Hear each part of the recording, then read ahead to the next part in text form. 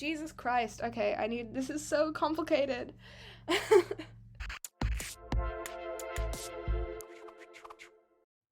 Hey guys, Cryptid here, your humble internet drawer, and today I am back at it with a new speed draw of my character Alev to go along with some much requested backstory to my last animation featuring him and Leo, who you might know from my last speed draw. Before we get too much further into the video, I'd like to apologize for any background noise you can hear.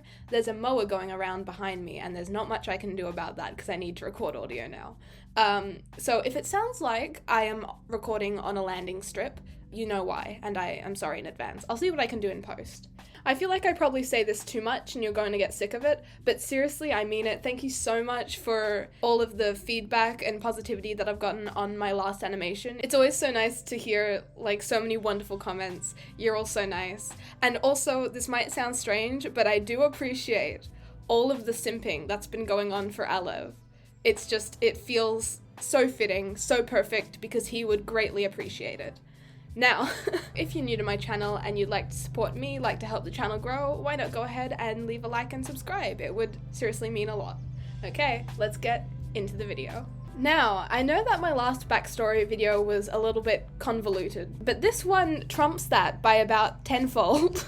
So I will try my hardest to make it concise and, just be kind of clear about what's going on, because there's just a lot to explain.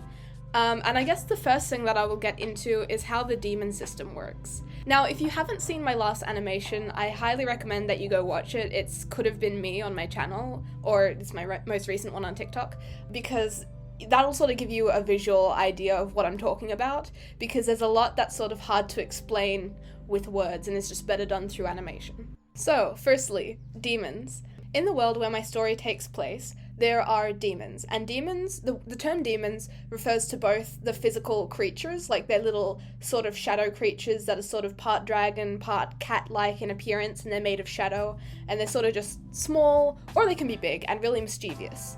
Or it can refer to people who possess the genetic trait that allows them to bond with demons. So it's not everyone, it's genetic, and it's quite a rare thing that you are able to do.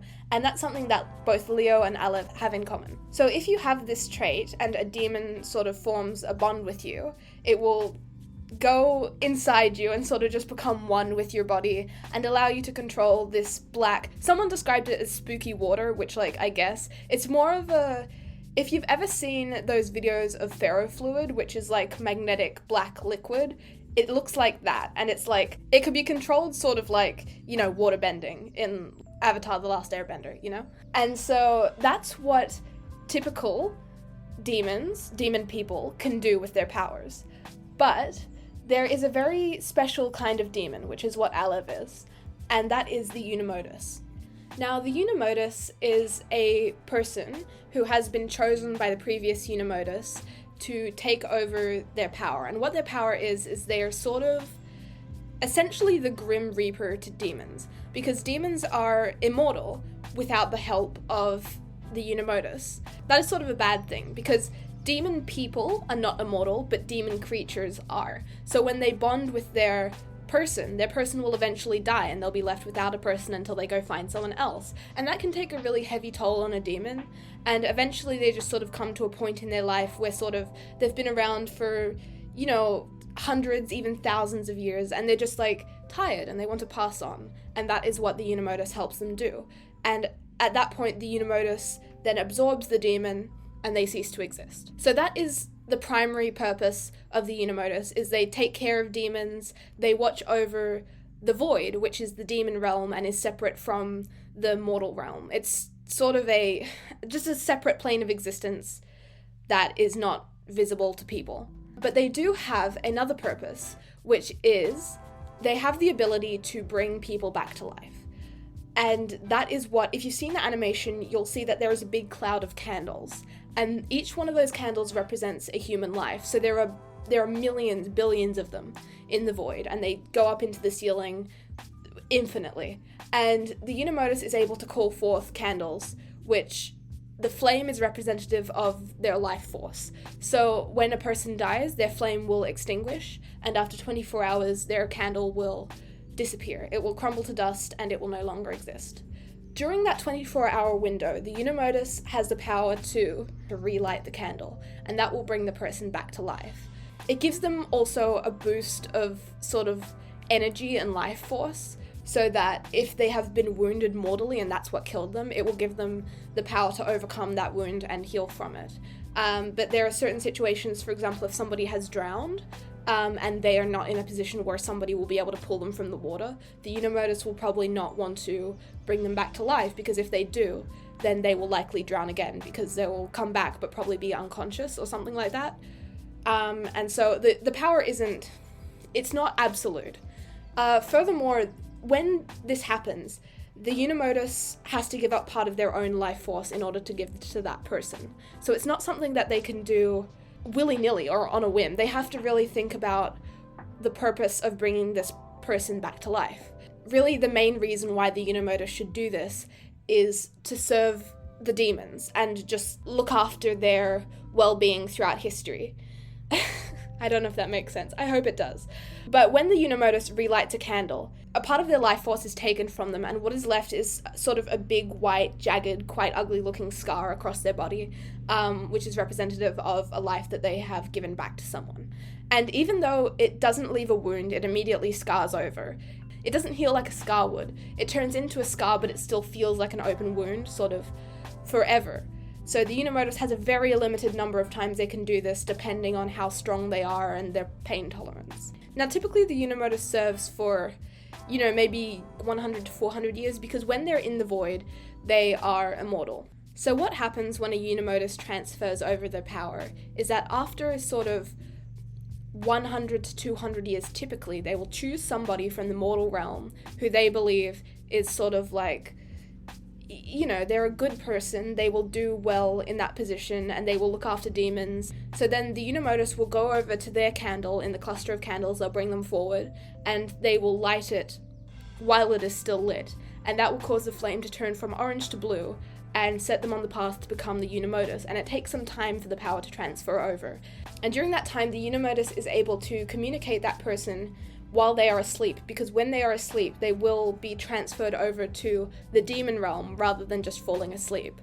And in that space, they're able to talk to the unimodus, because the unimodus is only able to exist inside the void once they have taken power. And that's where they live for their entire reign. So it's sort of a very isolating thing. And while they're in the void together with the person they've chosen to become the next unimodus, they teach them sort of the ropes, what they have to do. They help them utilize their powers further beyond what they have learned as a mortal person.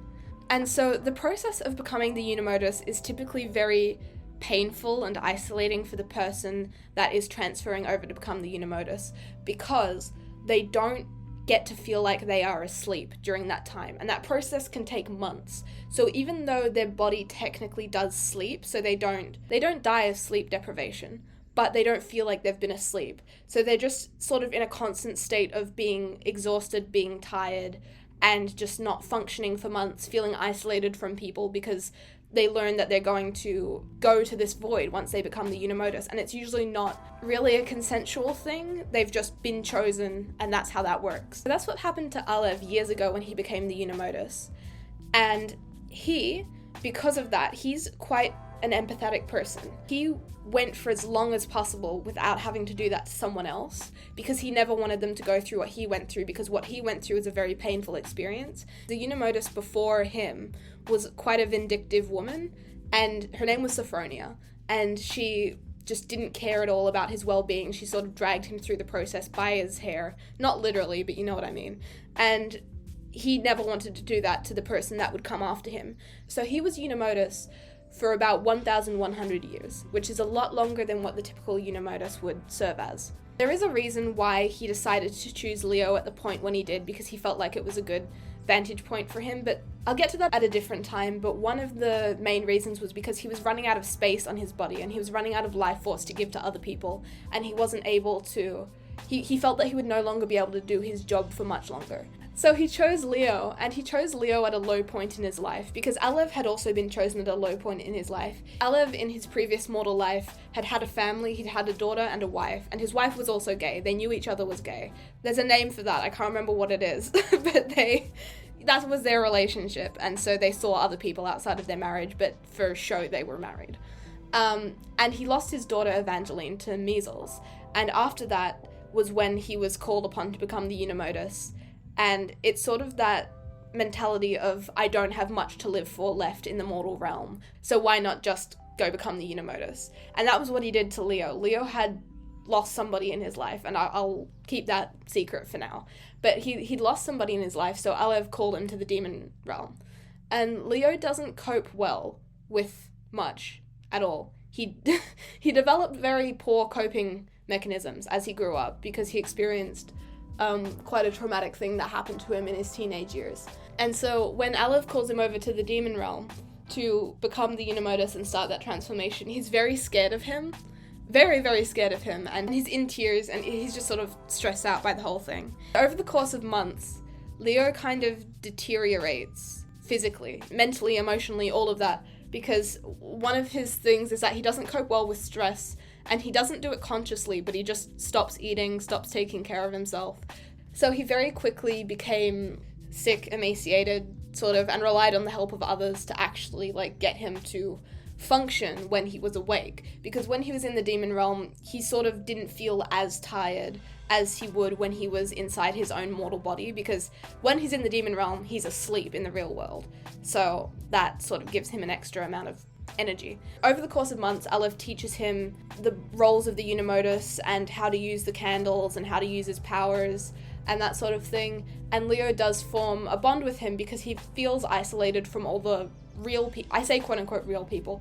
He feels isolated from all the mortal people in his life because Alev's the only person that he can really communicate with, because he sees him all night for hours at a point when he is physically able to talk to him and not feel tired, but when he wakes up, he's like just super sick, super tired, doesn't want to be around anyone, feels bad making anyone be around him because he just is sick of himself for months. And so it's a little bit of a, I don't want to say Stockholm syndrome, but it is a little bit, because Alev does at the beginning not really have that much of an emotional connection to Leo, but by the end of the process, he's very much like, this is my boy, I don't want anything to happen to him, I love him so much, I want him to do well, I want this to end, I want him to become the unimodus so that finally he can feel like healthy again. He just sort of wants the best for him. I don't know if it can be like a two-way Stockholm syndrome, because Leo is also the first person that Alev has physically interacted with for over a millennium. So it's just, it's not healthy. Anyway, by the end of the process, typically what the unimodus is supposed to do is that the unimodus will transfer over to the mortal realm, and then they're supposed to kill themselves, because once the unimodus dies, the full power transfers to the next person, and they become trapped in the demon realm. Alev, that's what happened to Alev, but he doesn't want to do that. So when he comes over to the human realm, he doesn't kill himself. So him and Leo exist in the human realm for some time. By this point, Leo is allowed to sleep properly, and he just generally becomes better. Like, his health goes up. Also because he has fully become the unimodus, so he's got sort of the immortality thing running through his veins that's also helping him to recover very quickly. But yes, they both come to the mortal realm for some time. And that is the end of that process. I hope that I was able to communicate that okay. I don't know, I feel like it's a lot, and there's a lot that I missed, and I feel like I should probably do a video that's like Demons 101 or something, because my demons, I feel like everyone who has their own demon characters has their own type of demon and rules to that species. You can see in this drawing that I've made, this is Alev sort of in the void, and the void kind of changes color to reflect day or night. So when Leo's there, it's normally quite dark because it's nighttime, but it does get lighter during the day. And Alev can teleport. He can teleport and he can move things in and out of the void at will. Like, he has his stuff in the void, but he can also like zap it in and out of existence if he wants to. So he's just like chilling with his book and his table and his chaotic sons just bothering him. And you can see that he has scars all over his body here. Let me tell you a little bit about Alev himself. He's quite gentle and not soft-spoken, but he's got a very calming voice. He's just sort of a very calming, stoic sort of presence. He's very fatherly towards people, towards anyone. Like, he can form a very fatherly, protective bond with people quickly.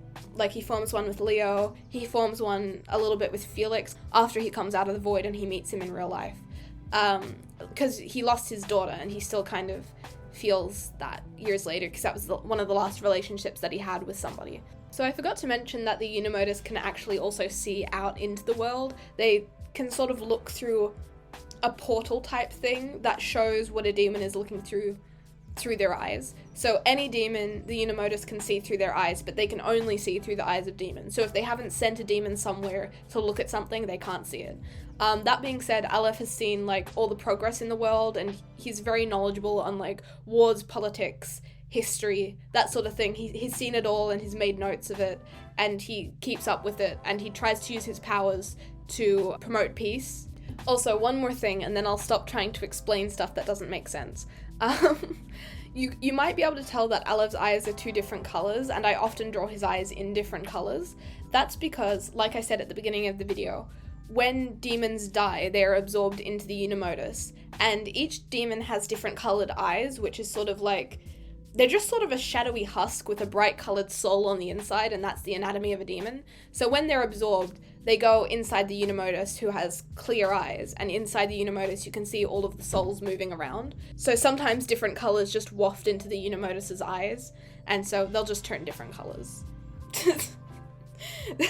He's just got LED strobing eyes. No, but like, it also relates to the sort of emotion that they're feeling at the time, because each demon has very distinct personality, and sometimes that comes forward when the unimodus feels a certain type of way. So I think that is all that I'm going to say in this video. I'm sorry, I know it was very complicated.